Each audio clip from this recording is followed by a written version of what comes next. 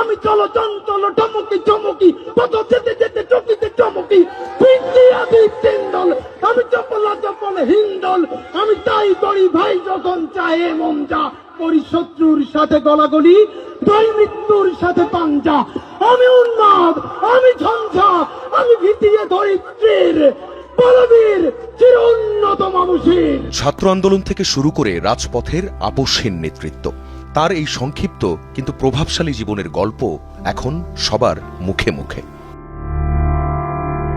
১৯৯৩ সালে ঝালকাঠি জেলার নলছিটি উপজেলায় জন্ম শরীফ ওসমান হাদির। বাবা ছিলেন স্থানীয় মাদ্রাসার শিক্ষক ও ইমাম। ৬ ভাই বোনের মধ্যে হাদি সবার ছোট। পড়াশোনার হাতেখড়ি নলছিটির একটি মাদ্রাসায়। এরপর ঝালকাঠি NS কামিল মাদ্রাসা থেকে আলিম শেষ করে ঢাকা বিশ্ববিদ্যালয়ের রাষ্ট্রবিজ্ঞান বিভাগে ভর্তি হন। সেখান থেকেই স্নাতক ও স্নাতকোত্তর। রাজনীতিতে পুরোপুরি সক্রিয় হওয়ার আগে তিনি শিক্ষকতা এবং লেখালেখির সাথে যুক্ত ছিলেন।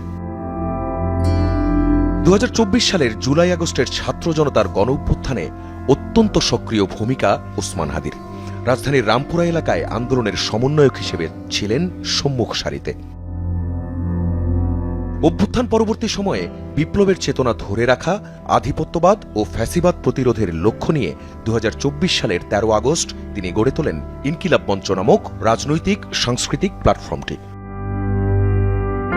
ইনসাফ ভিত্তিক রাষ্ট্র গঠনের দাবিতে সবসময় সরব ছিলেন ওসমান হাদি।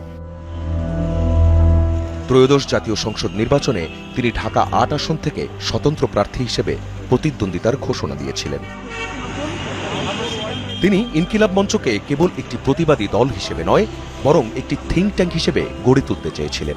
বিশ্বাস করতেন ফ্যাসিবাদের পতন ঘটলেই মুক্তি আসবে না, বরং প্রাতিষ্ঠানিক সংস্কার ও ইনসাফ কায়েম না হওয়া পর্যন্ত লড়াই চলবে। হাদি মনে করতেন রাজনৈতিক পরিবর্তনের আগে সাংস্কৃতিক পরিবর্তন জরুরি। দেশপ্রেমমূলক গান, কবিতা ও পথনাটকের মাধ্যমে উদ্বুদ্ধ করছিলেন তরুণ সমাজকে। ৫ আগস্টের পর আন্দোলনের শহীদ ও আহতদের পরিবারের পুনর্বাসন এবং বিচার নিশ্চিত করতে তিনি ইনকিলাব মার্চ ও জেলাভিত্তিক গণসংযোগ কর্মসূচি পরিচালনা করেন। তিনি ছাত্র জনতার মাঝে দলীয় বিভাজন দূর করে একটি ঐক্যবদ্ধ বাংলাদেশ গড়ার স্বপ্ন দেখতেন। তার মৃত্যুতে ডান, বাম ও মধ্যমপন্থী সব ঘরানার রাজনৈতিক মহলে শোকের সৃষ্টি হওয়া তার সার্বজনীন গ্রহণযোগ্যতারই প্রমাণ। ১২ ডিসেম্বর শুক্রবার জুমার নামাজের পর বিজয়নগর বক্স কালভার্ট এলাকায় নির্বাচনী প্রচারণা চালাচ্ছিলেন ওসমান হাদি। দুপুর ২:২৫ দিকে মোটরসাইকেলে আসা দুর্বৃত্তরা চলন্ত রিকশায় থাকা হাদিকে লক্ষ্য করে খুব কাছ থেকে গুলি করে। একটি গুলি তার ডান কানের পাশ দিয়ে ঢুকে মাথার বাম কান দিয়ে বেরিয়ে যায়। তাৎক্ষণিকভাবে তাকে ঢাকা মেডিকেল কলেজ হাসপাতালে নেওয়া হয় এবং লাইফ সাপোর্টে রাখা হয়। পরে উন্নত চিকিৎসার জন্য সিঙ্গাপুরে নেওয়া হলেও বাঁচানো গেল না ওসমান হাদিকে। আখলাকুস সাফা, যমুনা নিউজ, ঢাকা।